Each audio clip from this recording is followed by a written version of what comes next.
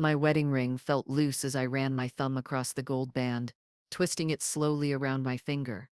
45 years of wear had thinned it, just as time had thinned my fingers. I was sitting alone at my kitchen table, surrounded by photographs of my family arranged in neat rows along the windowsill.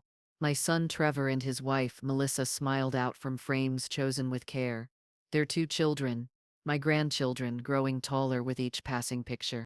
The letter in front of me was printed on thick cream paper, the kind that feels important to the touch. I'd received it 3 days ago, but had read it at least a dozen times since then. It was from Trevor and Melissa, inviting friends and family to a ceremony renewing their wedding vows for their 15th anniversary. I smiled at the thought, remembering their wedding day, Trevor nervous and handsome, Melissa radiant in white. My late husband Edward would have loved to see this. "Our boy's doing it right, Sal," he would have said, squeezing my shoulder. I could almost hear his voice, even though he'd been gone for 5 years now. The ache of missing him had dulled from a sharp pain to a constant companion, like a shadow that followed me through empty rooms. My fingers traced the embossed lettering on the invitation. What Trevor and Melissa didn't know, what no one knew, was that I had been saving for years for this exact occasion. After Edward passed, I'd sold our vacation home in Florida and set aside a substantial portion of that money, adding to it monthly from my pension. I'd been waiting for the right moment to use it, some way to honor Edward's memory and bring the family together. This vow renewal seemed like providence, a perfect opportunity to give my son and his wife something special, to show them how much they meant to me, how proud Edward would have been. I picked up my phone and dialed Trevor's number, my heart fluttering with excitement. "Mom, hey," he answered, sounding a bit distracted. I could hear Melissa's voice in the background, along with the chatter of my grandchildren, Emma and Jacob. "Trevor, honey, I just got your invitation. It's beautiful." "Thanks, Mom." Melissa picked it out. I took a deep breath. "I've been thinking. I want to help with the ceremony. Not just help. I want to pay for it. All of it. I've been saving since your father passed, and I can't think of anything he'd love more than to see you two renewing your vows surrounded by family and friends." The line went quiet for a moment. "Are you serious?" Trevor finally asked, his voice lifting with surprise. "Completely serious. I want to do this for you. For all of us." I heard him relay the information to Melissa, her exclamation of shock clear through the phone. "Mom, that's that's incredibly generous," Trevor said, emotion evident in his voice. "Are you sure?" "I've never been more sure of anything," I replied, feeling warmth spread through me. This was right. This was what Edward would have wanted. "Can we come over tomorrow to talk about it?" "Melissa's already got some ideas." "Of course," I said, smiling. "I'll make lunch. Bring the kids." After we hung up, I sat back in my chair, looking at Edward's photo on the mantel. His eyes seemed to twinkle in the late afternoon light streaming through the window. "This is going to be special, Ed," I whispered. "Just you wait and see." What I couldn't have known then was how quickly things would change, how a gesture of love would unravel into something I never expected. If I'd known what was coming, would I have made that call? Would I have offered to fund a ceremony that would ultimately show me what my family really thought of me? But that's getting ahead of the story. First, there was lunch, planning, and a dream of bringing my family closer together in honor of the man we all loved. A dream that would soon begin to fracture in ways I never imagined possible. The next day, Trevor and Melissa arrived with Emma and Jacob in tow. The kids rushed to hug me, 12-year-old Emma already reaching my shoulder, 9-year-old Jacob still small enough to lift into a quick embrace. Their energy filled my quiet house with life. "Grandma, did you make those cookies with the chocolate inside?" Jacob asked, peering toward the kitchen. "Would I ever forget your favorite?" I laughed, directing him to the plate of cookies I'd placed on the coffee table. His eyes lit up as he grabbed two, one for each hand. Melissa looked impeccable as always, her dark hair styled in a perfect bob, not a strand out of place. She kissed my cheek, the scent of her expensive perfume lingering after she pulled away. "Sally, this is absolutely amazing what you're offering," she said, setting her designer purse on my sofa. We were planning something small, but with your help, we could make it really special. Trevor hugged me tightly. Thanks, Mom. This means a lot. We settled around the dining room table after lunch, the children playing video games in the living room. Melissa pulled out a leather-bound planner and opened it to reveal pages of notes, color swatches, and magazine cutouts. We were thinking of holding it at the Willows, she said, referring to an elegant country club about an hour outside town. They have this beautiful garden where we could do the ceremony and then move inside for the reception. That sounds lovely, I said, imagining the scene. Your father and I went to a dinner there once. The gardens are beautiful. It's quite expensive, Trevor admitted. But since you're offering, don't worry about the cost, I assured them. I've set aside more than enough. Melissa's eyes sparkled. In that case, I have a Pinterest board with some ideas for decorations. I was thinking white roses everywhere, crystal centerpieces, a string quartet for the ceremony. As she spoke, I felt a ripple of excitement. This was going to be even more special than I'd imagined. I pictured all of us gathered in those gardens, honoring Trevor and Melissa's marriage, keeping Edward's memory alive through this celebration of love. I'd like to contribute something personal to the ceremony, I said when Melissa paused.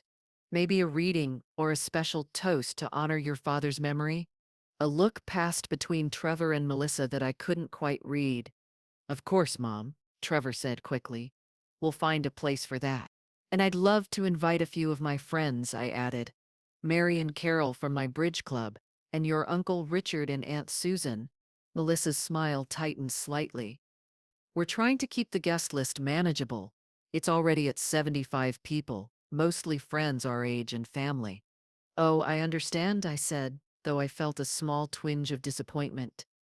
I just thought, since I'm covering the expenses, we'll see what we can do, Trevor interjected, patting my hand. We'll figure it all out. This is going to be amazing, Mom. Thank you again. As we continued discussing details, I couldn't shake the feeling that something had shifted slightly, a subtle change in the atmosphere. But I pushed the thought aside. This was a happy occasion, a chance to bring family together. What could possibly go wrong? Little did I know that this was just the first small warning sign, a hairline crack that would eventually spread until everything shattered around me. But at that moment, surrounded by my family, planning a beautiful celebration, I was still filled with hope and excitement for what was to come. That evening, after they'd left, I called my oldest friend Mary to share the news. You're doing what? She asked, her voice rising with concern.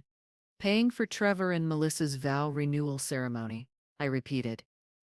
It's going to be beautiful, Mary, at the Willows, with all the trimmings.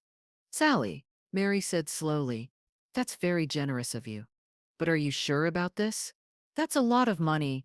It's what Edward would have wanted, I said firmly. He always said we should enjoy our money, not just leave it all behind. I know, but Mary hesitated. Just make sure they appreciate what you're doing, and make sure you're included in everything. Sometimes these young couples get ideas about how things should be. I laughed off her concern. Don't worry so much. This is Trevor we're talking about. My son knows how important family is. And Melissa?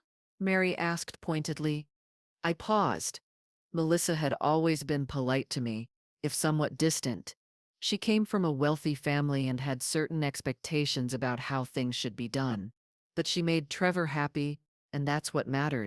Melissa is fine, I assured Mary. She's just particular about what she wants. All brides are. If you say so, Mary replied. But I could hear the skepticism in her voice. Just promise me you'll stand up for yourself if necessary. Don't let them steamroll you just because you're paying. I promise, I said, though I couldn't imagine needing to assert myself. This was a family celebration, after all. What could possibly go wrong? As the weeks passed, planning for the ceremony intensified. Melissa had hired a professional event planner named Veronica, a sleek woman with an intimidating efficiency about her. I was surprised. I'd assumed I would be helping with the arrangements, but Melissa explained that Veronica was essential for coordinating all the details. She's the best in the business, Melissa said during one of our planning meetings. All the society weddings use her. I nodded, writing another check to cover Veronica's substantial deposit. The costs were adding up quickly. The venue, the catering, the flowers, the photographer, the videographer, the custom invitations. But I didn't mind, seeing the excitement in Trevor's eyes, the way Melissa lit up when discussing the details. It was worth every penny. One afternoon, I arrived at Trevor and Melissa's house for what I thought was a meeting about the ceremony readings. Instead, I found their dining room transformed into a command center, with Veronica and Melissa surrounded by fabric swatches, flower arrangements, and seating charts. "Oh, Sally, you're early," Melissa said, looking up briefly. "We're just finalizing the color scheme." "I thought we were discussing the readings today," I said, setting down the folder of poems and passages I'd carefully selected. "We had to reschedule that," Melissa replied. "Veronica can only meet now to go over the design elements. We can talk about readings another time." I sat down at the table, feeling oddly out of place. "Well, I'm here now. Maybe I can help with this instead." Veronica gave me a polite smile. "We're looking at a very specific aesthetic. Modern, clean lines, with a neutral palette accented by pale blue and silver." "Oh," I said, glancing at the sample spread across the table. "I thought Melissa wanted white roses everywhere." "That was the initial concept," Veronica explained. "But we've evolved the vision. We're now thinking minimalist elegance. Very contemporary." I nodded, though I couldn't help but remember how Edward and I had renewed our vows for our 30th anniversary. We'd done it in our church, with simple decorations and a reception in the fellowship hall afterward. It had been perfect, heartfelt and meaningful, surrounded by people who loved us. "What about the memorial for Edward?" I asked.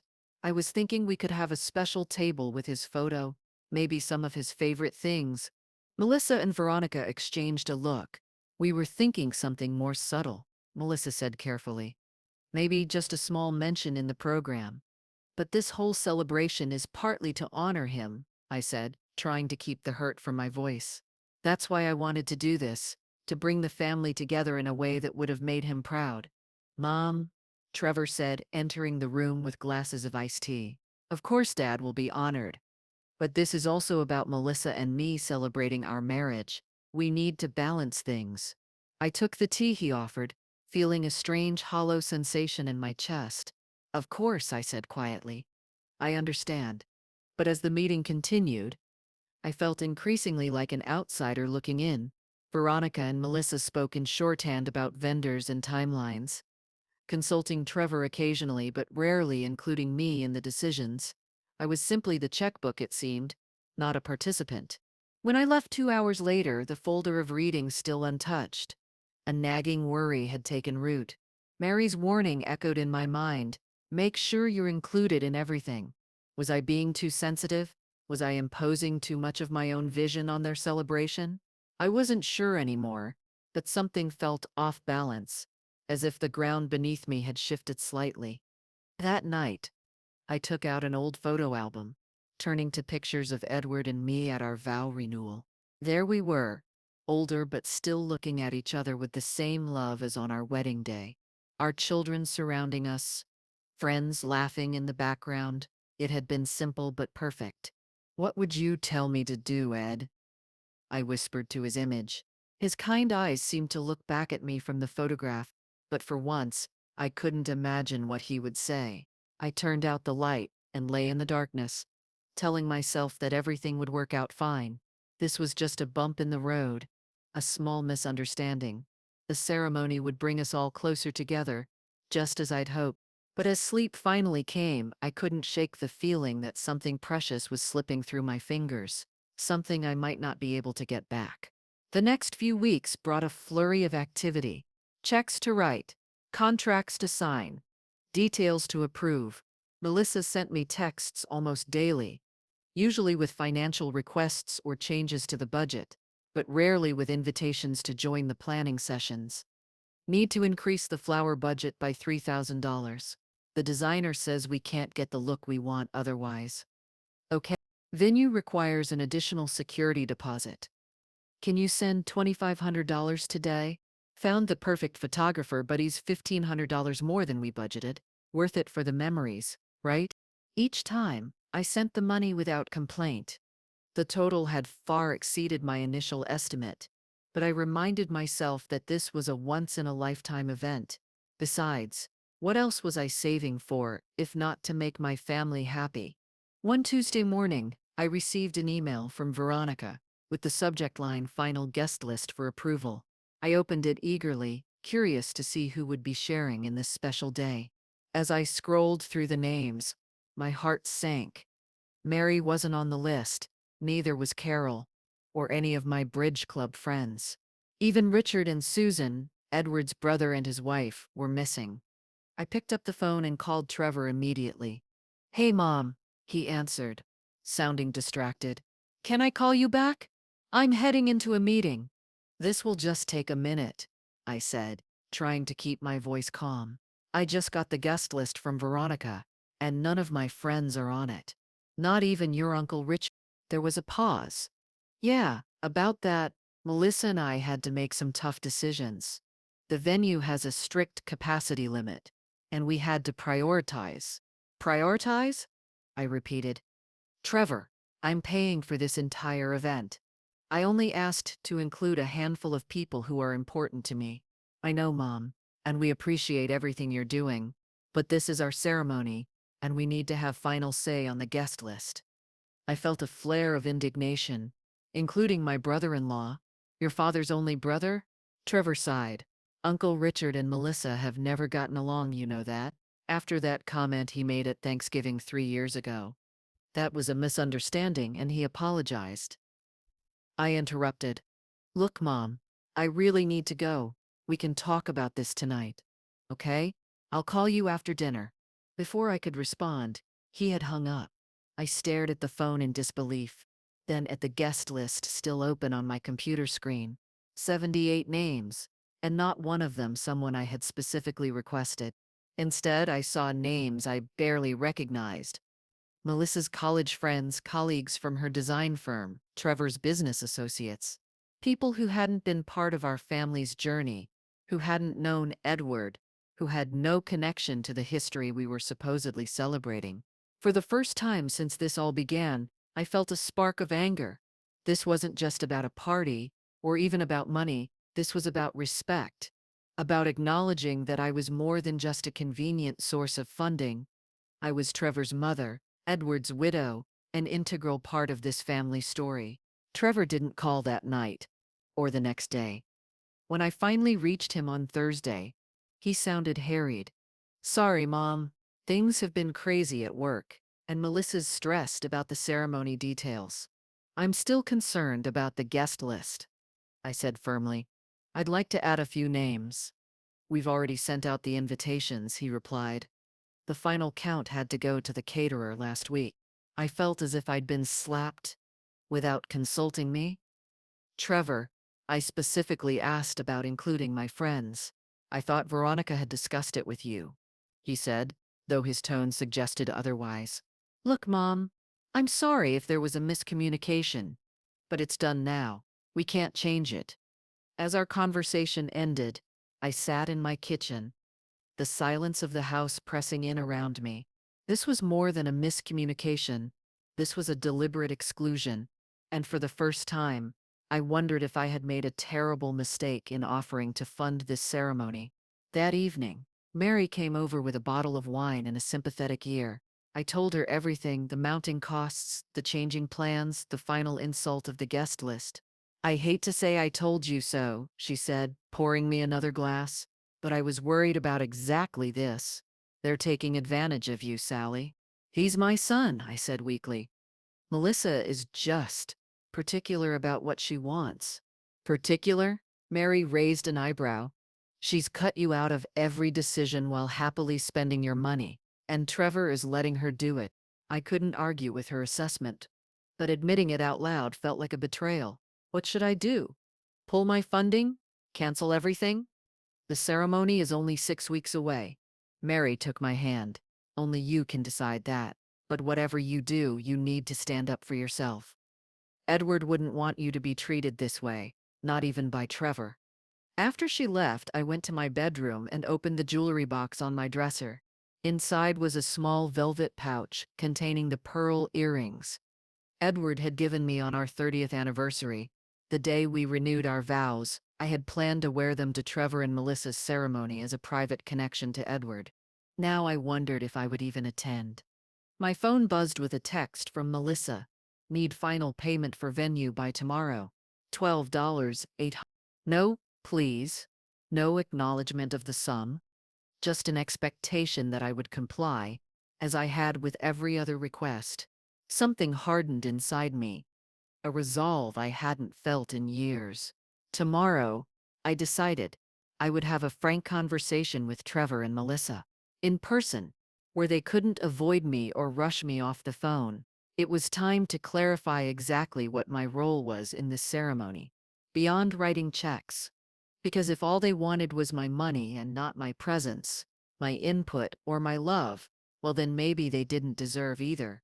I pulled into Trevor and Melissa's driveway the next morning, my hands gripping the steering wheel tightly. I had rehearsed what I wanted to say, keeping Mary's advice in mind. Be firm but calm, express my feelings without accusations, find a compromise that respected everyone's needs. Their house, a sprawling modern structure in an exclusive neighborhood, always made me feel slightly out of place. Today was no exception, as I rang the doorbell, smoothing down my simple blouse and slacks, wishing I'd worn something more elegant. To my surprise, Veronica answered the door, tablet in hand. Sally, she said, seeming flustered. We weren't expecting you. I need to speak with Trevor and Melissa, I replied, stepping inside without waiting for an invitation. The living room had been transformed into what looked like a staging area for the ceremony. Fabric samples, flower arrangements, and prop displays covered every surface. Melissa sat on the sofa, surrounded by magazines and printouts, while Trevor typed on his laptop at the dining table. Mom? Trevor looked up, surprised. What are you doing here? I think we need to talk, I said, setting my purse down firmly. About the ceremony, the guest list, and my role in all of this. Melissa exchanged a glance with Veronica. We're actually in the middle of finalizing the reception details. Could this wait? No, I said, feeling a surge of confidence. It can't wait. I've been patient, I've been generous, but I feel like I'm being pushed aside in an event that I'm fully funding. An event that was meant to honor your father's memory, as well as your marriage. Trevor stood up, coming to my side. Mom, we appreciate everything you're doing. Do you? I interrupted, because from where I stand, it seems like you appreciate my checkbook, but not my input, not my wishes, and certainly not my presence. That's not fair, Melissa said, setting down her magazine. We've included you in the planning. Have you? None of my friends are invited. The memorial for Edward has been reduced to a footnote. I haven't been consulted on any meaningful decisions. And just yesterday, I discovered you've already sent out invitations without even showing me the final list. The room fell silent. Trevor looked uncomfortable, Melissa defensive, and Veronica was clearly wishing she could disappear. This is our ceremony, Melissa finally said, her voice cool. We're grateful for your generosity, Sally, but ultimately the decisions need to be ours. I understand that, I replied, struggling to keep my voice steady. But this was supposed to be a family celebration, something we all shared in. Instead, I feel like an outsider who's just expected to pay the bills. Trevor came to sit beside me on the armchair. Mom, I'm sorry you feel that way. We never meant to exclude you. Things have just been moving quickly. And Melissa has a specific vision. A vision I'm paying for, I reminded him. A vision that seems to have no room for what's important to me. Melissa's expression hardened. If your financial support comes with strings attached, perhaps we should reconsider the arrangement. Melissa, Trevor warned, but she continued. We can scale back, do something smaller that we can afford ourselves. If you're going to make this difficult. The words hit me like a physical blow. Make this difficult. As if expecting basic respect and inclusion was an unreasonable demand. As if my feelings were an inconvenience rather than a valid concern. In that moment, something shifted inside me. A lifetime of accommodating others, of putting my needs last, of making excuses for dismissive behavior. It all suddenly felt unbearable. Is that what you want? I asked quietly. To do this without my involvement at all? Melissa and Trevor exchanged another look, one that spoke volumes. They had already discussed this. I realized they had already considered the possibility of managing without me, or at least without my physical presence. Of course not, Trevor said, but his voice lacked conviction. We want you there. You're my mother. But the way he said it, you're my mother, felt more like an acknowledgement of biological fact than an expression of love or respect, as if my role was obligatory rather than essential. I looked around the room, at the expensive preparations for a ceremony that no longer seemed to have anything to do with family or memory or love. Just appearances, just status, just another social event to impress Melissa's friends. I need to think, I said, standing up, about all of this, about what it means and what I want to do next. The venue payment is due tomorrow, Melissa reminded me, her tone businesslike. $12,800. I stared at her, wondering if she had heard anything I'd said, if she understood at all what was happening between us. I'll let you know, I replied, picking up my purse and heading for the door. As I drove home, tears blurred my vision. Not tears of sadness, though there was sadness there, but tears of clarity, of finally seeing a truth I had been avoiding for too long. The son I had raised, the boy who once brought me dandelions and homemade cards, who had cried in my arms when his first girlfriend broke his heart, who had stood tall and proud beside his father at every important moment. That son was gone. In his place was a man who allowed his wife to treat his mother like an ATM, who sat silently while she dismissed the memory of his father. I pulled into my driveway and sat in the car, unable to move. What would Edward say if he could see us now? What would he advise? I closed my eyes and could almost feel his hand on my shoulder, hear his voice in my ear. Stand up for yourself, Sal. You deserve better than this. With newfound determination, I walked into my house and went straight to my office. I opened my computer and logged into my bank account, staring at the balance that had been steadily decreasing over the past months as I funded Trevor and Melissa's extravagant plans. There was still more than enough to cover the venue payment. But should I? Would sending another check simply reinforce the dynamic that had developed? That I was useful for my money, but not for my presence, my ideas, my love. My phone buzzed with a text from Trevor. Mom, I'm sorry about earlier. Please call me when you get a chance. I set the phone down without replying. For the first time in my life, I wasn't sure I had anything to say to my son. Instead, I picked up the photo of Edward on my desk, tracing his smile with my fingertip. What would you do, Ed? I whispered. What's the right thing here? As I sat in the quietness of my home, I realized that I already knew the answer. And it wasn't what I had expected or what Trevor and Melissa would want to hear, but it was the truth. And perhaps it was time, finally, for the truth to be spoken aloud. That night, I barely slept. Every time I closed my eyes, I saw the dismissive look on Melissa's face, heard her words, if your financial support comes with strings attached. Was expecting basic respect and inclusion really strings attached? Was it unreasonable to want a voice in a ceremony I was funding? A ceremony that was supposed to honor my late husband's memory as well as my son's marriage? By morning, my resolve had hardened. I showered, dressed carefully in one of my better outfits, and prepared myself for what would likely be a difficult conversation. Just as I was about to leave, my phone rang. It was Melissa, not Trevor. Sally, she said, her voice crisp and professional. I'm calling about the venue payment. They need it processed today to hold our date. No greeting. No acknowledgement of our conversation yesterday. Just a demand for money. I've been thinking about that, I said, surprised by the steadiness in my voice. And about our discussion yesterday. Look, Melissa cut in. I know you're upset about the guest list, but we can talk about that later. Right now, we need to secure the venue. It's not just about the guest list, I replied. It's about feeling respected and included in this whole process. It's about honoring Edward's memory in a meaningful way. Melissa sighed, not bothering to hide her impatience. Sally, with all due respect, this ceremony is primarily about Trevor and me. We appreciate your input, but ultimately these decisions are ours to make, including how my money is spent. I asked quietly. There was a pause. Well, yes, she finally said. You offered to fund the ceremony as a gift. Gifts don't usually come with conditions. I took a deep breath.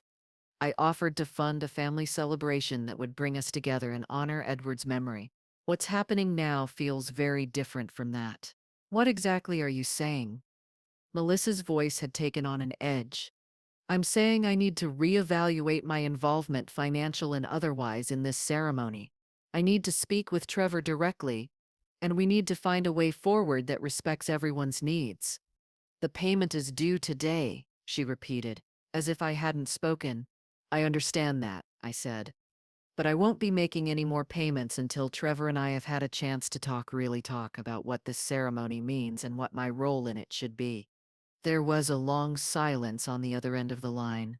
Then, in a voice that had dropped to a near whisper, Melissa said, I see.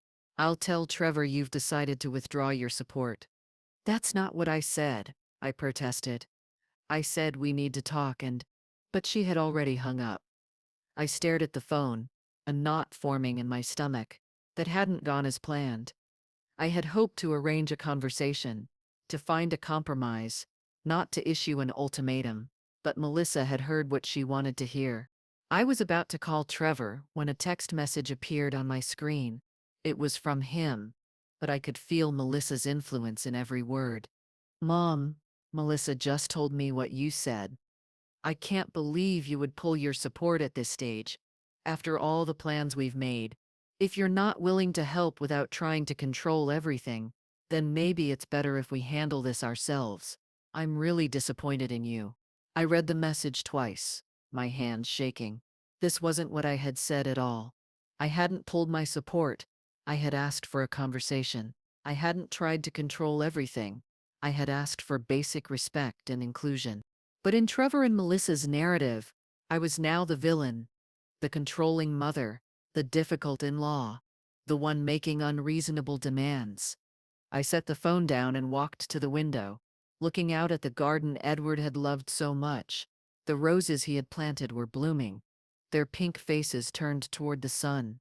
What would he say now? What would he advise? I closed my eyes and imagined him standing beside me, his arm around my shoulders. You deserve better, Sal, he would say. Don't let them make you feel small. With a renewed sense of purpose, I picked up the phone and typed a reply to Trevor. I never said I was pulling my support. I asked for a conversation about how decisions are being made and how I'm being included in this process. I'm still willing to have that conversation whenever you're ready. I love you, Trevor. That hasn't changed. I sent the message, then put the phone down and waited. 5 minutes passed. 10, 20, no response. Finally, after nearly an hour, my phone buzzed. It was Trevor, but not with a text, with an email. Formal, distant, a boundary being drawn. Mom, after discussing the situation with Melissa, we've decided it would be best to proceed with our own, scaled-back ceremony. We appreciate your initial offer of support, but it's clear we have different visions for this event. We'll be canceling the venue today and making alternate arrangements. Please do not make any further payments on our behalf. Trevor. I read the email 3 times, each reading more painful than the last. This wasn't just about money anymore. This was my son choosing his wife's vision over any relationship with me. This was him willing to cancel a ceremony rather than have a simple conversation about inclusion and respect. A thought occurred to me then, one that made my blood run cold. What if the ceremony wasn't actually canceled? What if this was a manipulation tactic, designed to make me feel guilty and rush to offer financial support without any conditions? I quickly checked the venue's website and found the contact information for the event coordinator. On impulse, I called the number. The Willows. This is Jennifer. How may I help you? Hello, I said, my heart racing. I'm calling about a vow renewal ceremony scheduled for July 15th for Trevor and Melissa Baker. Yes, Jennifer said brightly. The 15-year vow renewal. Everything is on track for that event. Did you have a question about it? Has it been canceled? I asked directly. Canceled? Jennifer sounded confused. No, not at all. In fact, we just processed the venue payment about an hour ago. Everything is confirmed and proceeding as planned. I thanked her and hung up, my mind spinning. They had paid the venue. After telling me they were canceling, after making me feel guilty for simply asking for a conversation, they had gone ahead and paid the venue themselves. Which meant they had always had the money to do this without me. My financial support hadn't been necessary. It had been convenient, a way to have an extravagant ceremony without dipping into their own resources. The realization hit me like a physical blow. I had been used, manipulated, treated as nothing more than a source of funds to be tapped when needed and dismissed when inconvenient. I sat down heavily on the sofa, feeling suddenly very old and very tired. This wasn't the relationship I had imagined with my son. This wasn't the family I had worked so hard to build. This wasn't the legacy Edward and I had hoped to leave. My phone buzzed again. Another text from Trevor. Mom, I hope you understand why we had to make this decision. Melissa was really upset after your conversation. We can talk more after things calm down. Love you. Love you. The words felt hollow now, a platitude offered without meaning.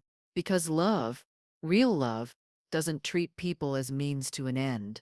It doesn't dismiss their feelings or exclude them from important moments. It doesn't lie about financial situations to manipulate emotions. I set the phone down without replying. There was nothing more to say. Not today. Perhaps not for a long time. Instead, I walked to my office and opened the bottom drawer of my desk, where I kept a leather-bound journal Edward had given me shortly before he died. Write our story, he had said. Remember the good times, and when I'm gone, make new memories worth writing about. I hadn't written in it since Edward's funeral, but now I found myself opening to a blank page, pen in hand. I began to write, not about the past, but about the present, about betrayal and disappointment, about realizing that the child you raised might grow into someone you no longer recognize, about grief, not just for Edward, but for the relationship I thought I had with my son. The words flowed, my handwriting growing stronger with each line. There was something cathartic about putting it all down, about acknowledging the pain without minimizing it or making excuses. When I finished, I felt emptied out but somehow lighter. The hurt was still there, but now it had shape and substance. It wasn't just a vague ache in my chest. It was a story, my story, and I could choose how the next chapter would unfold. I closed the journal and looked at Edward's photo on my desk. What now, Ed? I whispered. Where do I go from here? As if in answer, my phone rang. It was Mary. How did it go with Trevor and Melissa? She asked when I picked up. I told her everything. The confrontation, Melissa's call, Trevor's text, the discovery that they had paid the venue themselves. Those manipulative little Mary began. But I cut her off. It doesn't matter what they are, I said, surprising myself with the calmness in my voice. What matters is what I do next. And what will you do? Mary asked. I took a deep breath. I'm not sure yet, but I know I'm done being used. I'm done being an ATM with a pulse. I'm done making excuses for behavior that would have made Edward furious. Good for you, Mary said firmly. It's about time. After we hung up, I sat in the growing dusk of my living room, thinking about what I had just said. I was done being used. But what did that mean in practical terms? What was my next step? I found myself wondering about the money I had set aside, the substantial sum that remained even after the checks I'd already written for the ceremony. It had been meant for family, for connection, for honoring Edward's memory. But if not for Trevor and Melissa's event, then what? A memory surfaced, Edward and I on our 30th anniversary, renewing our vows in the church where we'd first married. It had been simple, but perfect. Afterward, we'd hosted a dinner at our favorite restaurant for close family and friends. What had made it special wasn't the venue or the decorations or the photographer. It was the genuine love and connection we'd shared with each other and those around us. Maybe that was still possible. Not with Trevor and Melissa. At least not now, but there were other ways to honor Edward. Other ways to create meaning and connection. I picked up my phone and dialed a number I knew by heart. St. Matthew's Pastor Jim speaking. Jim, it's Sally Monroe. Sally, wonderful to hear from you. How are you doing? I'm I'm finding my way, I said honestly. Listen, I have a question.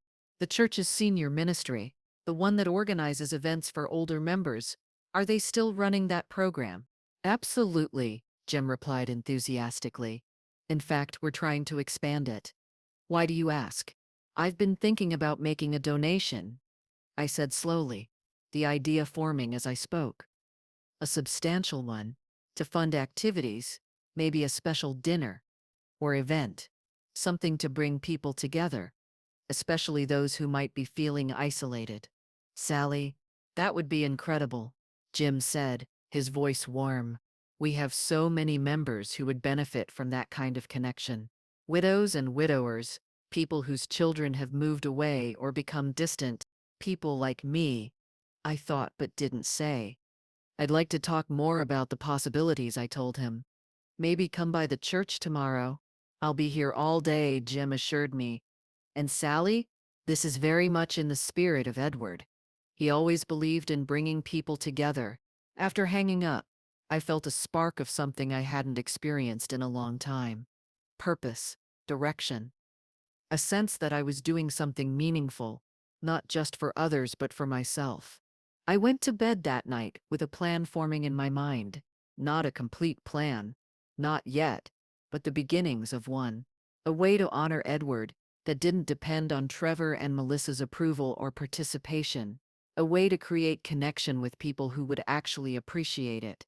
As I drifted off to sleep, I imagined Edward beside me, his hand holding mine as it had for 40 years of marriage. You'd be proud of me, Ed, whispered into the darkness. I'm finally standing up for myself. And somewhere, in that space between wakefulness and dreams, I could almost hear his response. I've always been proud of you, Sal. Always. The next morning, I woke with a clarity I hadn't felt in months. I showered, dressed in a nice blouse and slacks, and drove to St. Matthew's Church to meet with Pastor Jim. The church looked the same as it always had. The simple white steeple, the stained glass windows, the well-worn wooden pews. Edward and I had sat in the third row from the front every Sunday for decades. After he died, I'd moved to the middle of the sanctuary, unable to bear our usual spot without him beside me. Pastor Jim greeted me with a warm hug and led me to his office, a cozy room lined with books and family photos. So, he said, settling into his chair, tell me more about what you're thinking. I explained my idea to establish a fund for the senior ministry, specifically focused on creating meaningful social connections for older members who might be feeling isolated or forgotten. I was thinking of a monthly dinner, I said. Something elegant but not pretentious. Good food, good company, maybe some music or a speaker occasionally. And once a year, perhaps a special event, a renewal of vows for married couples, a remembrance ceremony for those who've lost spouses, like what you and Edward did for your 30th, Jim nodded, remembering. Exactly, I confirmed.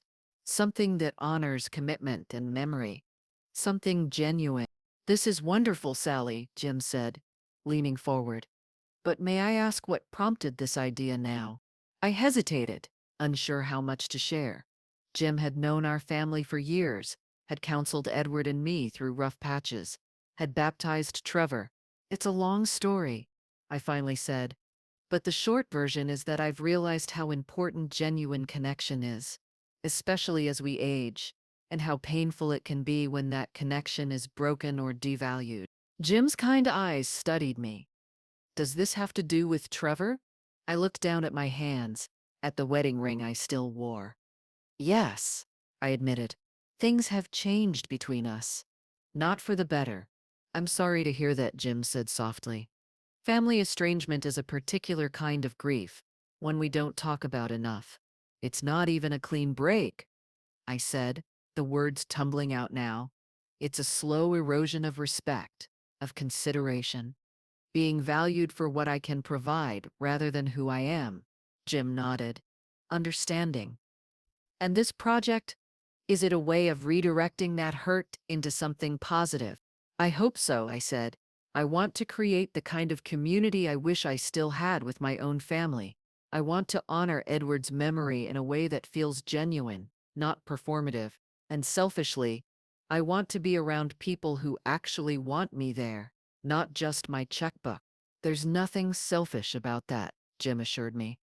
It's a basic human need to be seen, to be valued for who you are. We spent the next hour discussing logistics, how the fund would be structured, what kinds of events we could plan, who might help organize them. By the time we finished, I had committed a significant portion of the money I'd originally set aside for Trevor and Melissa's ceremony. We'll call it the Edward Monroe Connection Fund, Jim said as we wrapped up. And the first dinner will be next month. Will you help plan it? I'd be honored, I said, feeling a warmth spread through me. This was right. This was what Edward would have wanted.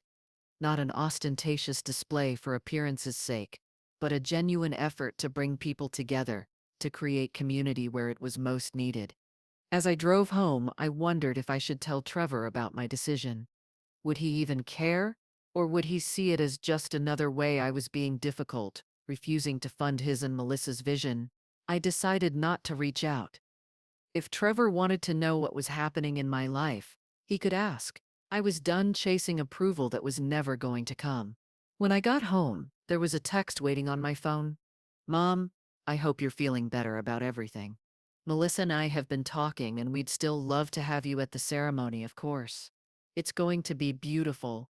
We're handling all the expenses ourselves, so you don't need to worry about that. Love, Trevor. No apology. No acknowledgement of how I'd been treated, just an assurance that I was still invited to an event where I would have no voice, no role beyond being a spectator. I didn't reply.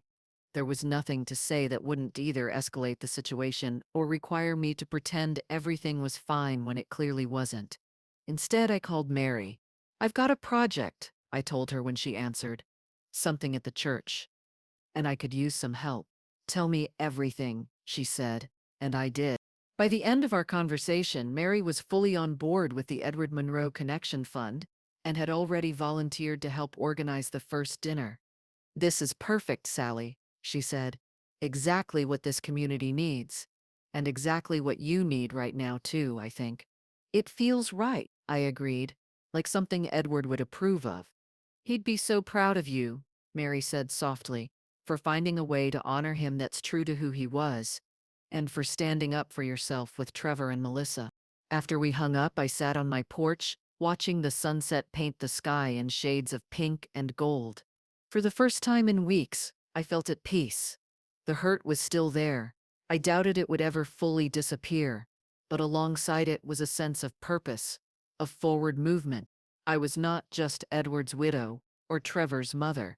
I was Sally Monroe, a woman with value beyond those relationships, with the power to create meaning and connection in my own right. As darkness fell, I made a silent promise to myself.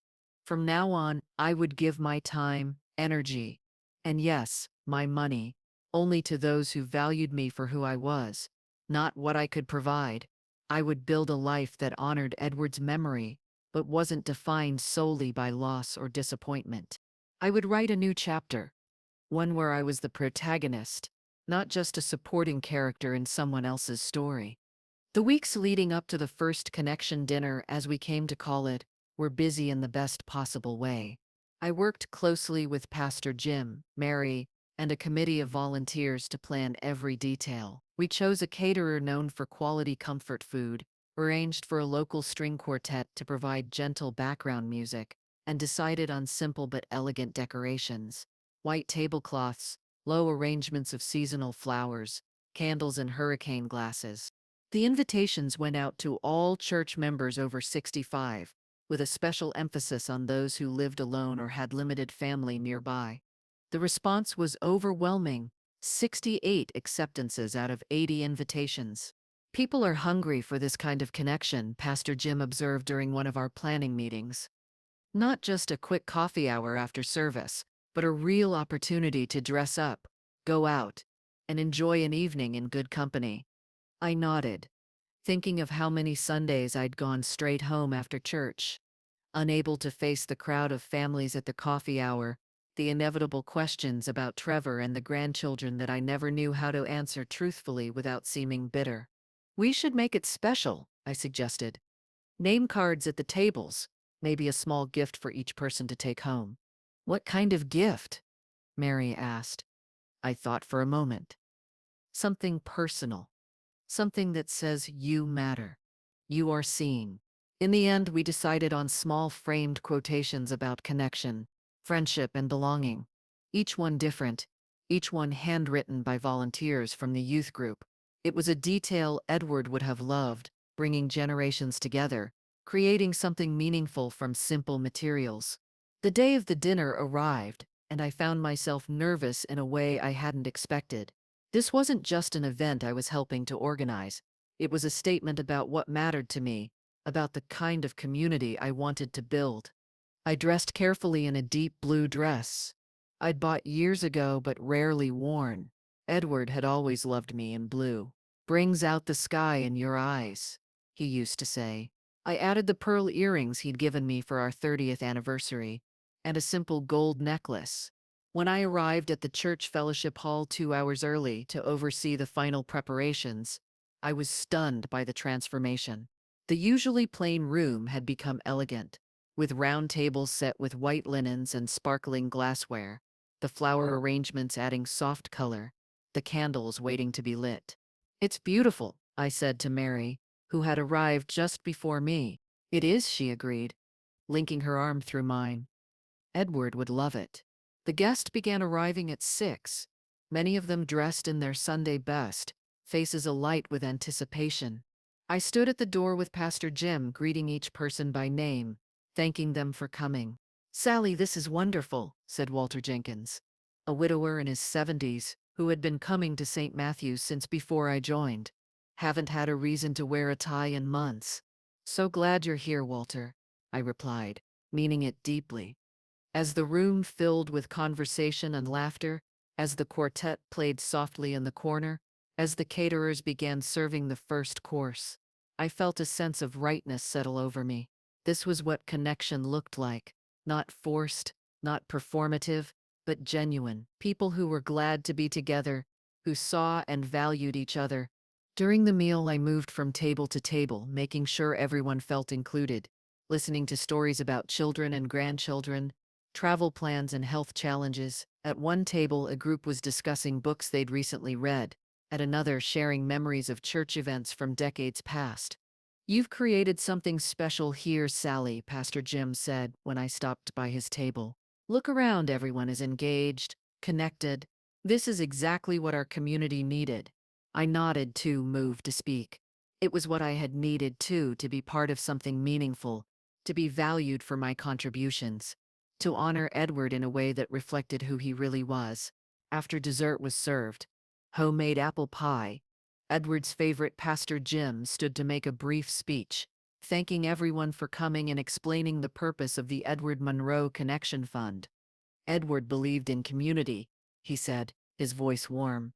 He believed in showing up for each other, in creating spaces where everyone felt welcome and valued.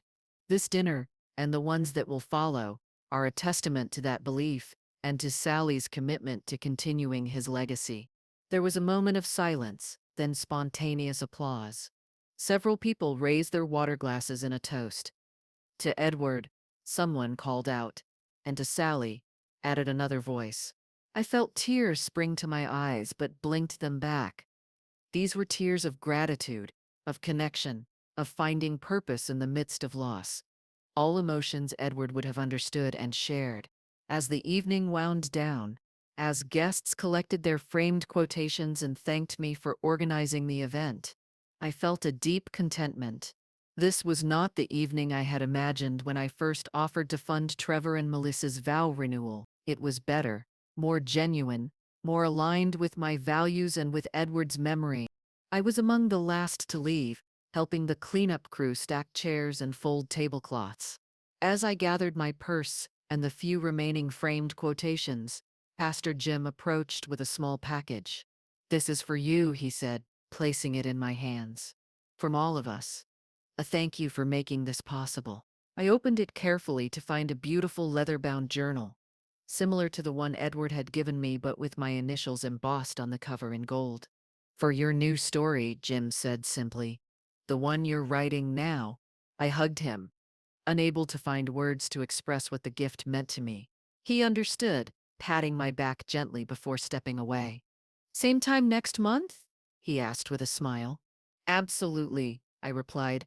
"I'm already looking forward to it." As I drove home under a canopy of stars, I thought about the contrast between this evening and what Trevor and Melissa's ceremony would likely be. The artificial perfection, the emphasis on appearances, the carefully curated guest list designed to impress, rather than connect. I hadn't heard from Trevor in over a week. The ceremony was still 2 weeks away, and I still didn't know if I would attend. Part of me wanted to go, to see my son, to be present for an important moment in his life, but another part recoiled at the thought of sitting silently in the audience, watching a performance that had nothing to do with genuine connection or the memory of his father. When I arrived home, I saw a large envelope propped against my front door. My name was written on it in Trevor's handwriting. Inside was a formal invitation to the vow renewal ceremony, along with a handwritten note. "Mom, I hope you'll be there. It won't be the same without you. Trevor." No mention of our conflict. No acknowledgement of how I'd been treated. Just an expectation that I would show up and play my part. The proud mother, the supportive parent, pretending that nothing had happened. I set the invitation on my kitchen table and stared at it for a long time. Then I opened the new journal Pastor Jim had given me and began to write, pouring out my conflicted feelings, my hurt, my lingering love for my son, despite everything. When I finished, I felt clearer. I would decide about the ceremony later. For now, I had created something meaningful, something that honored Edward in a way he would have truly appreciated. And that was enough for tonight. I closed the journal, turned out the lights, and went to bed, falling asleep more peacefully than I had in months. The next morning, I woke to the sound of my phone ringing. It was Trevor. "Mom?" he said when I answered, his voice hesitant. "Did you get the invitation I dropped off?" "I did," I replied, keeping my tone neutral. "Thank you for bringing it by." "So, will you come?" he asked. "To the ceremony?" I took a deep breath. "I'm not sure yet, Trevor. I need to think about it." "What's there to think about?" He sounded genuinely confused. "You're my mother. Of course you should be there." "Being your mother doesn't seem to have mattered much throughout the planning process," I said quietly. "I was good enough to fund everything, but not good enough to have a voice in any decisions." "That's not fair," Trevor protested. "We included you in plenty of—" "Please don't rewrite history," I interrupted, surprising myself with my firmness. "You know exactly how I was treated. You know how Melissa spoke to me.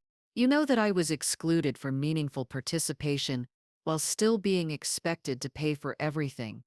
There was a long silence on the other end of the line.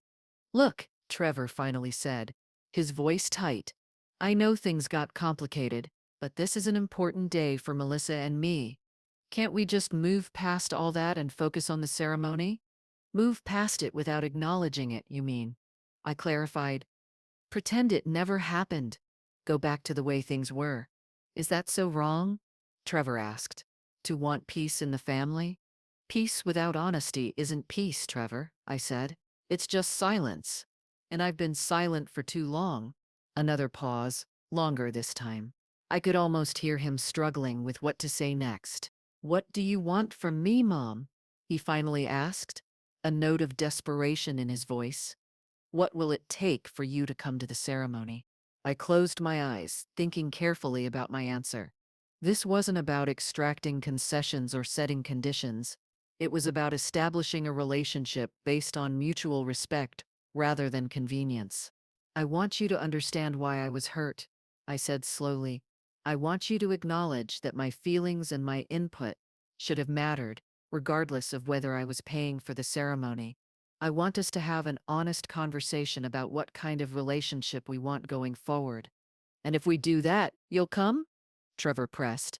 This isn't a negotiation, Trevor, I said firmly. I'm not setting terms or making demands. I'm telling you what I need for our relationship to heal. Whether or not I attend the ceremony depends on whether I feel that healing has begun. Trevor sighed heavily. Can we talk in person? This feels like the kind of conversation we should have face to face. I agree, I said. When would you like to meet? How about tomorrow morning? I could come by around 10. That works for me, I replied. After we hung up, I sat at my kitchen table, a mix of hope and trepidation swirling inside me. Was Trevor genuinely interested in addressing the issues between us? Or was he just trying to ensure I attended the ceremony to maintain appearances? I couldn't know for sure, but I was proud of myself for standing my ground, for articulating my needs clearly without anger or accusation. Edward would have approved. You've always been stronger than you give yourself credit for, Sal, he used to tell me. I spent the rest of the day preparing for Trevor's visit, not by rehearsing arguments or gathering evidence, but by reflecting on what I truly wanted from this conversation and from our relationship going forward. By the time I went to bed, I felt centered and clear about my boundaries and my hopes. Trevor arrived precisely at 10 the next morning, looking slightly uncomfortable as he entered the house where he had grown up. He declined my offer of coffee, sitting stiffly on the edge of the sofa as I took the armchair across from him. So, he began, his hands clasped tightly in his lap. You wanted to talk about what happened. I nodded. I think it's important that we understand each other, that we're honest about how we got here. Trevor shifted uneasily. I know you were upset about not being more involved in the planning, and about your friends not being invited. It was more than that, Trevor, I said gently. It was about being treated as if my only value was financial, as if what I thought or felt didn't matter, as long as I kept writing checks. That's not how we saw it, Trevor protested. We were grateful for your support. We just had a specific vision for the ceremony. A vision that had no room for my input, I pointed out. A vision that reduced your father's memory to a footnote. A vision that excluded people who have been important in my life, in our family's life. Trevor looked down at his hands. Melissa had strong ideas about what she wanted. I didn't want to disappoint her. So you disappointed me instead, I said, the words simple but heavy with meaning. He winced. I didn't think of it that way. I know, I replied. That's part of the problem. You didn't think about how I might feel, about what this ceremony might mean to me beyond just being a proud mother, about how it might have been a way to honor your father's memory in a meaningful way. Trevor was silent for a long moment. Then, so quietly I almost missed it, he said, I miss Dad too, you know. Something in his voice, a vulnerability I hadn't heard in years, made my heart ache. I know you do, I said softly. Which is why I thought this ceremony could be special for all of us, a way to remember him together. Melissa never knew him well, Trevor said, almost apologetically. She came into my life after he got sick. Their relationship was complicated. I nodded, remembering the strained interactions between my husband and daughter-in-law during Edward's final years. That's true, but he was still your father. His memory is still part of our family story. Trevor looked up at me, his eyes suddenly filled with tears. I don't know how to balance everything, Mom. Melissa's expectations, your feelings, my own grief about Dad. It's like I'm constantly letting someone down. For the first time, I saw my son, not the successful businessman, not the husband firmly under his wife's influence, but the boy who had always tried so hard to please everyone. The boy who had sobbed in my arms when Edward first got sick, terrified of losing his father. Oh, Trevor, I said, my own eyes welling up. You don't have to balance everything perfectly. You just have to be honest with Melissa, with me, with yourself. That's all I'm asking for. Honesty and respect.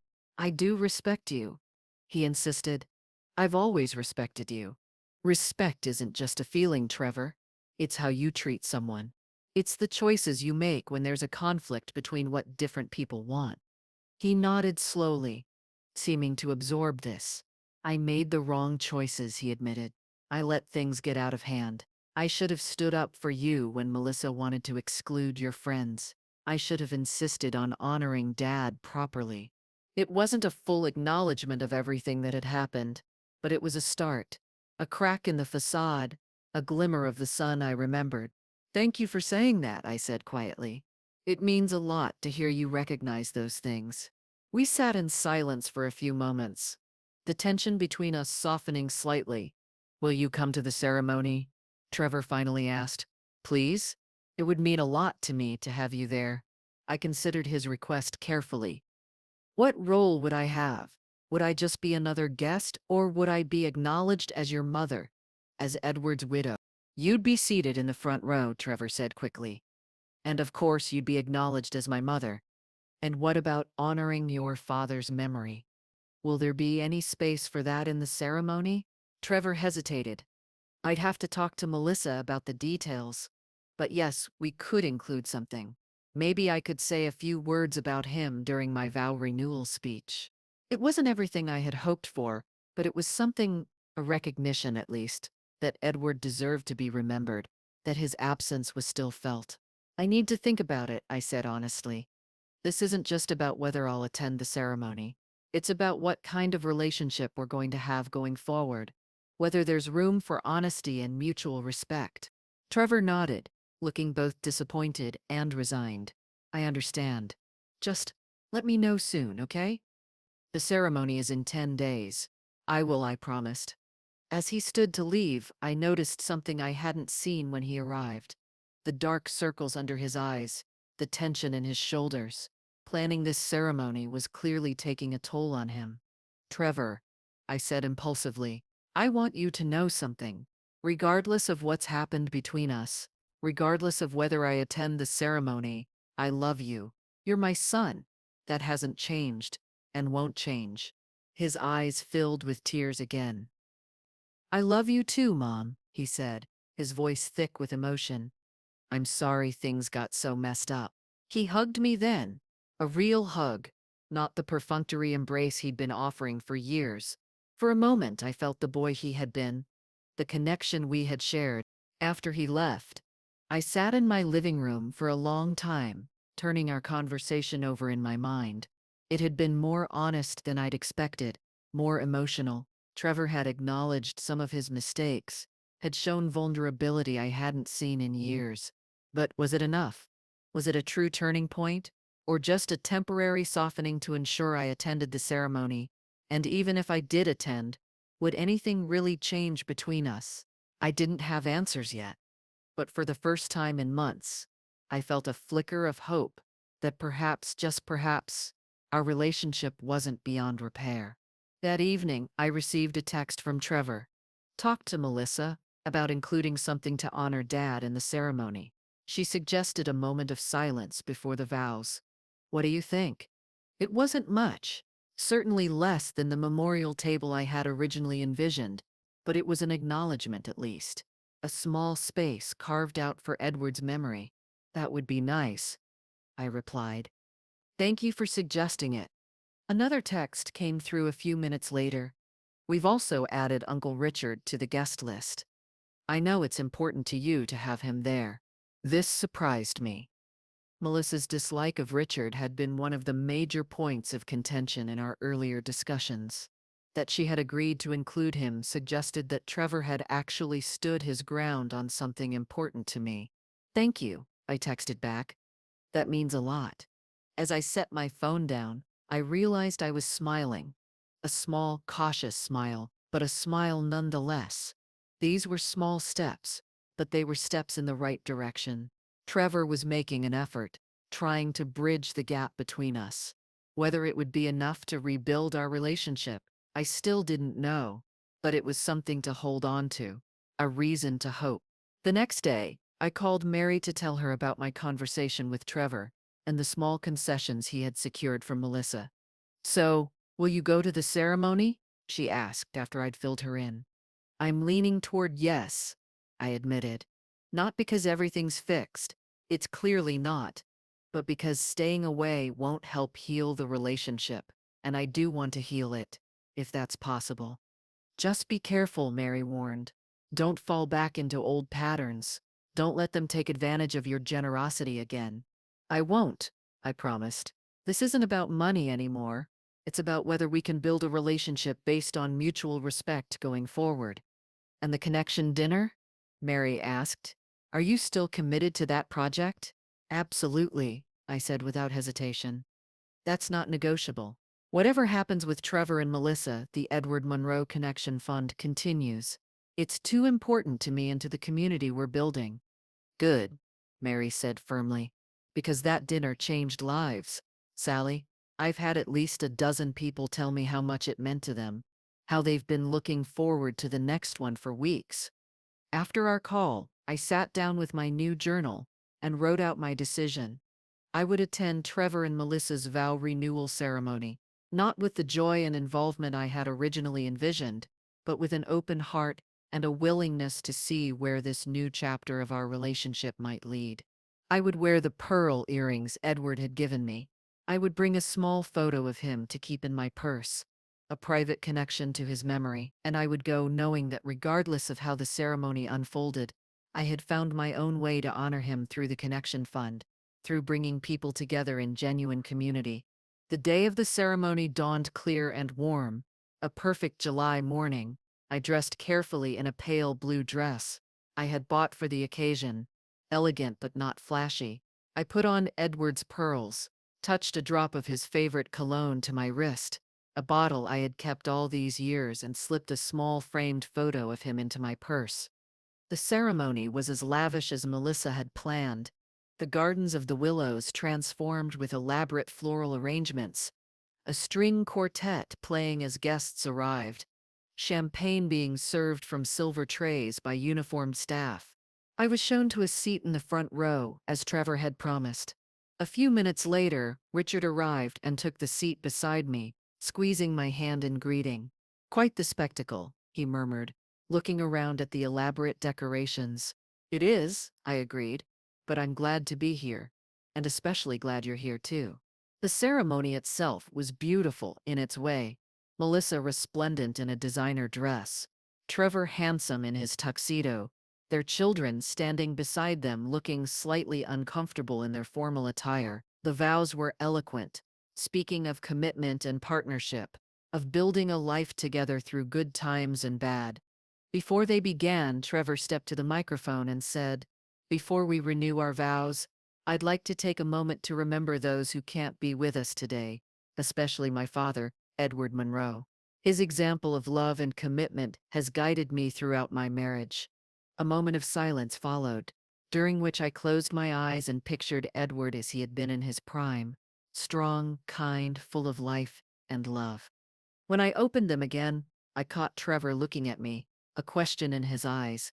I nodded slightly, letting him know I appreciated the gesture. After the ceremony, during the reception, Trevor found me at my table and sat down beside me. "Thank you for coming, Mom," he said, his voice sincere. "It means a lot to have you here."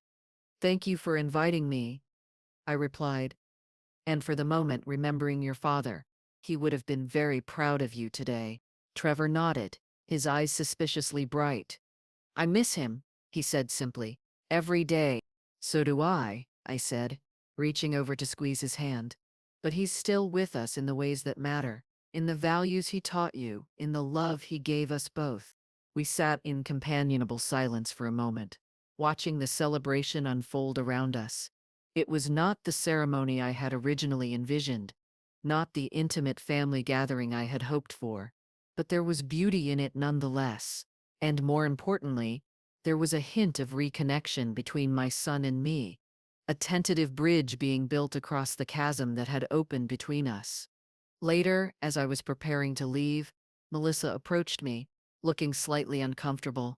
"Sally," she said, her voice formal. "Thank you for coming today."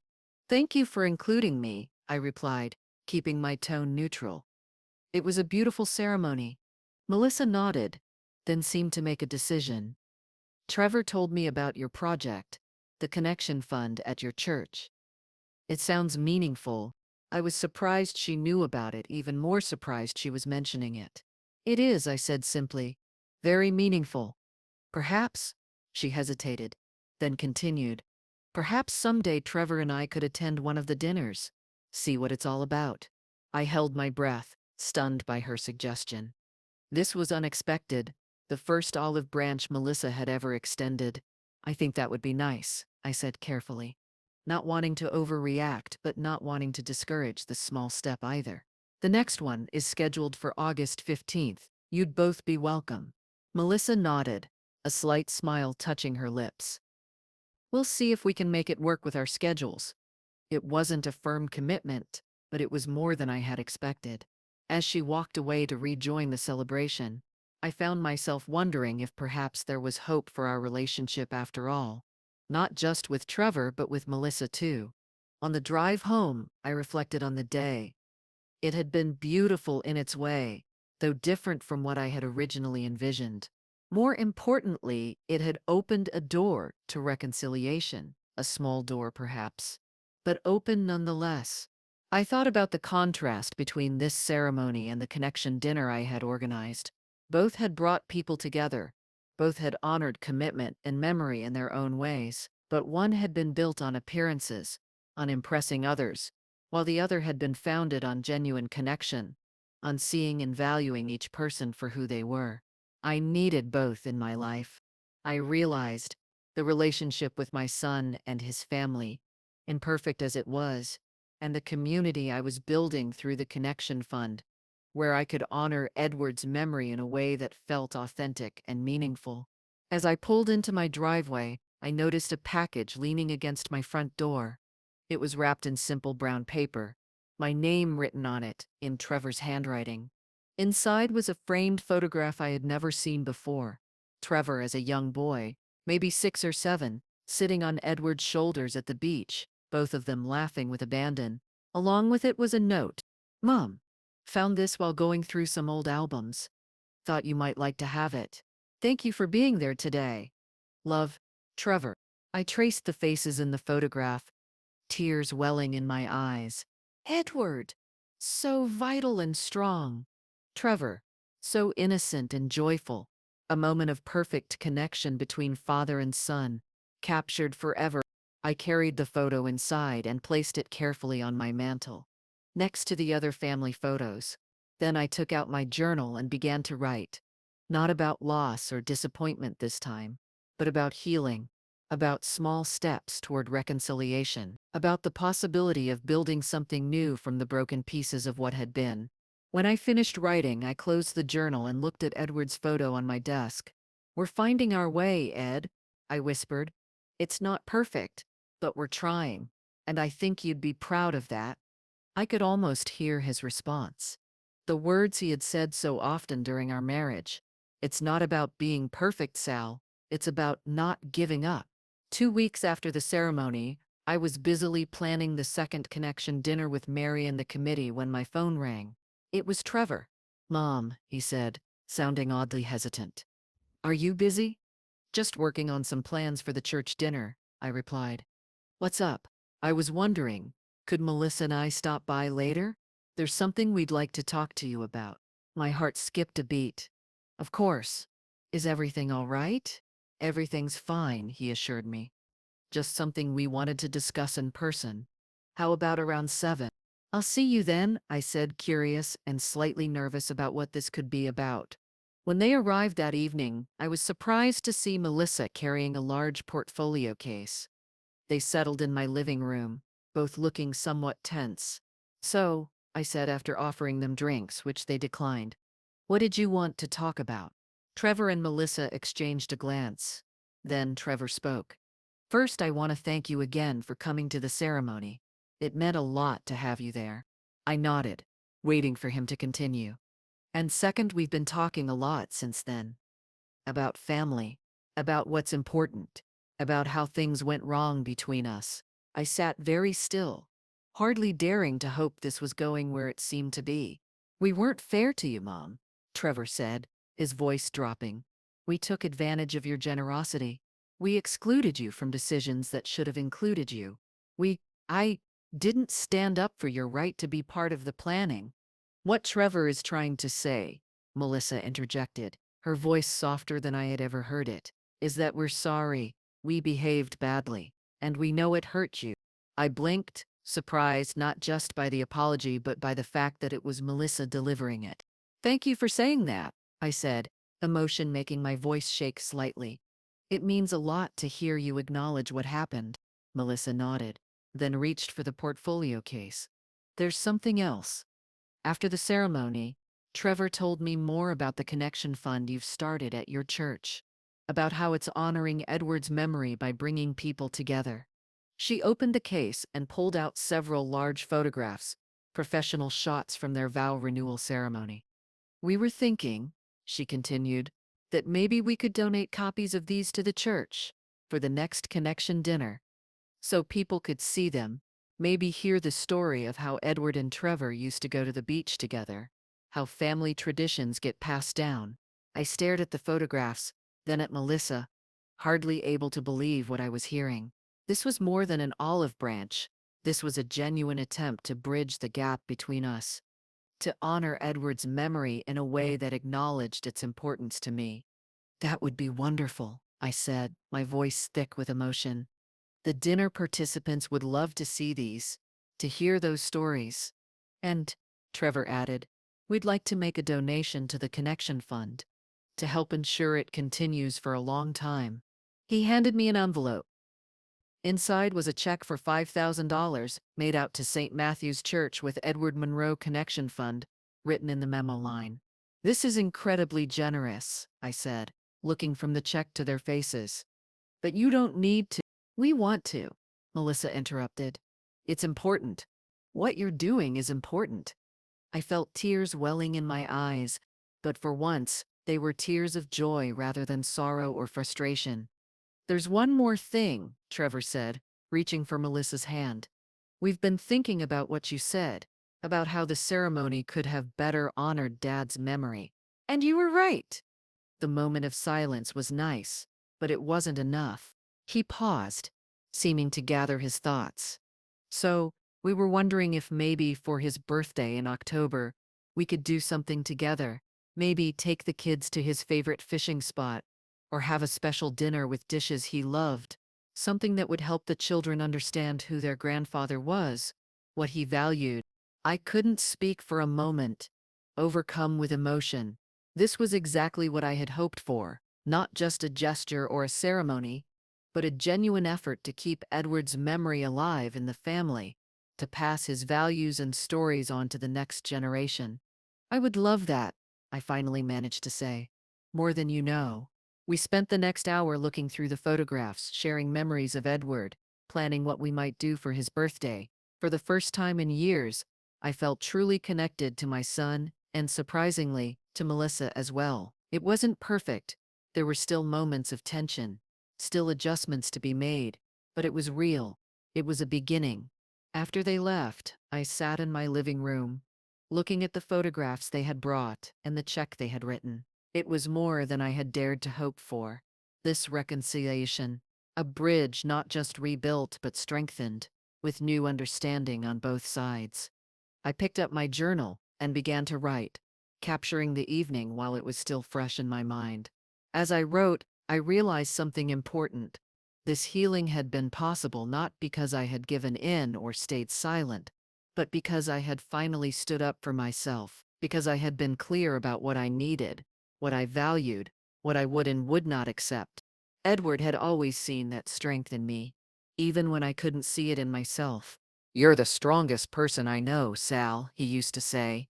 Not because you never bend, but because you always find a way to grow toward the light, no matter what. Now at last, I understood what he had meant. Strength wasn't about never being hurt or never making mistakes.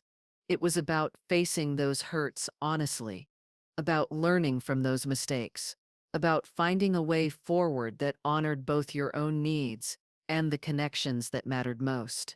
The second connection dinner, held in mid-August, was even more successful than the first. 72 people attended, including Trevor and Melissa, who arrived early to help set up the photographs they had donated. They stayed through the entire evening, Trevor sharing stories about his father with various guests. Melissa surprisingly engaged with several of the older women who had known Edward for decades. Pastor Jim pulled me aside at one point, his eyes twinkling. "Quite a transformation," he said, nodding toward my son and daughter-in-law. "Whatever happened there?" "Honesty happened," I replied simply. "On both sides, and a willingness to try again, to do better." As the dinner wound down, as guests collected their small gifts, this time, handcrafted bookmarks with quotes about memory and connection, I found myself standing between Mary and Trevor, watching the room full of people who had come together because of a fund named for my late husband. "Dad would have loved this," Trevor said quietly. "All these people, all these connections. This is exactly the kind of thing he valued." "It is," I agreed, "and now it's part of his legacy. Something that will continue long after we're gone." "You made this happen, Mom," Trevor said, putting his arm around my shoulders. "You took something painful and turned it into something beautiful."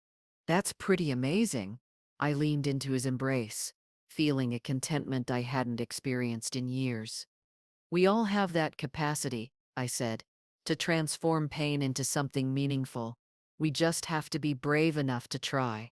Later that night, as I prepared for bed, I thought about the journey of the past few months, from the moment I had offered to fund Trevor and Melissa's vow renewal, to this evening's dinner, with my son and daughter-in-law fully participating in a community event honoring Edward's memory. It hadn't been an easy path. There had been hurt and disappointment, confrontation and hard truths.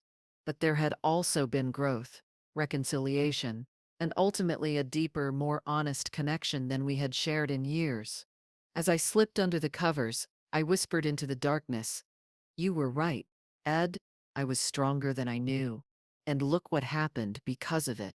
I could almost feel his presence beside me, his voice in my ear. "I always believed in you, Sal. Always." And for the first time since his death, I felt not just the grief of his absence, but the enduring power of his love. A love that had shaped me, strengthened me, and ultimately led me to find my own voice, my own path forward. In that moment, I understood that this was the true gift Edward had left me. Not just memories, not just a legacy to honor, but the confidence to stand up for myself, to create meaning from loss, to build connections that would sustain me through whatever came next. It was enough. More than enough. It was everything.